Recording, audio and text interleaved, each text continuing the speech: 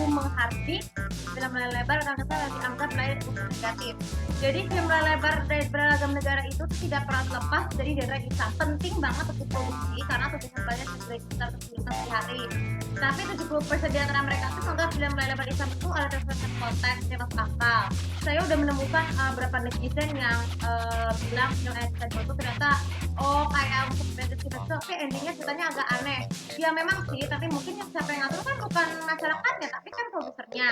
Nah, tidak hanya itu saja, ada juga film Islam yang kontroversi lain, ada perempuan berkalung kurban yang Rasulullah. Mungkin kan yang lahir di era generasi Z ya, film kedua film tersebut dianggap kontroversi karena ternyata masih tidak ada pada perempuan, ataupun aku sebagai katanya nabi palsu untuk bisa mengkonstruksi film tentang film lebar ya.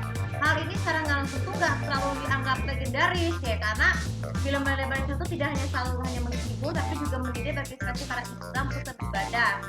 Banyak sekali beragam judul film lebar genre Islami yang populer seperti Salat Gelisha, 107 Days yang tadi barusan Tenggelis TI hari minggu lalu ya, atau Begarangan yang Menurut Restu, ataupun Assalamualaikum Warahmatullah ya. Oh ya, untuk informasi film layar lebar Islami terbaru tuh yang ada 3 judul di tahun 2025 ada Gaza, Assalamualaikum Warahmatullah yang ditanya oleh Michelle Zudi sebagai film religi keempatnya dia, ketiganya dia, dan juga ini Assalamualaikum Beji 2 Lost Issues itu kan film religi yang sangat bagus. Nah, tapi mungkin ada kalian apa sih hukum menghardik film konser Islamophobia? Yang pertama dari segi penistaan agama.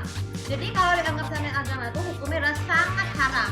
Karena kalau kita membicarakan lewat sosmed ataupun gerakan golongan tersebut itu bisa mengakibatkan misalnya kita diajak guru ke agama karena kayak di sana mereka secara nggak langsung tuh guru agama itu akan menegur para murid jika berbuat salah ataupun jika sebaiknya tidak serahkan kepada pihak yang berwajib.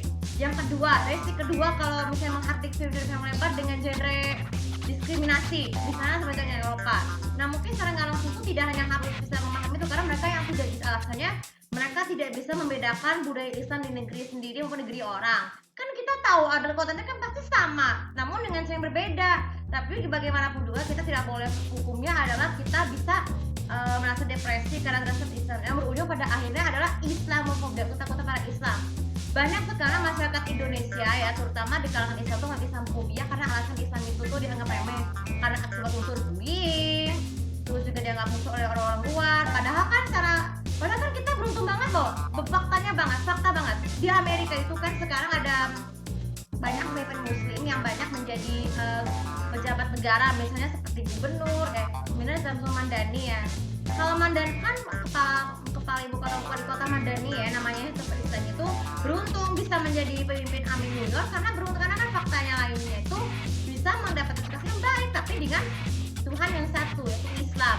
Dan lebih ajaibnya lagi, New York itu menjadi salah satu cara tempat mengadakan ibadah sholat Idul Tarawih, Idul Fitri di New York lapangan tersebut. Tapi kita bersyukur banget loh kalau diskriminasi seperti itu. Jadi Islamophobia itu harus diatasi dengan apa?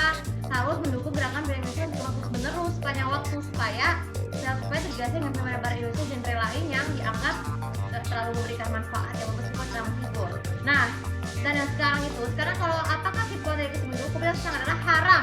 Karena hukumnya itu menghardik itu jangan katakan sangat haram karena bisa kita tutup ke Kementerian Agama karena bisa dianggap sangat berdosa bagi manusia. Banyak nih, karena harus diingat juga menghardik film lebar genre Islam dengan alur cerita yang negatif bisa diselesaikan dengan cara baik. Tidak boleh unsur kata-kata atau kalimat yang seperti yang aku bilang tadi, karena biar bagaimanapun juga Islam itu sebagai agama terdepan.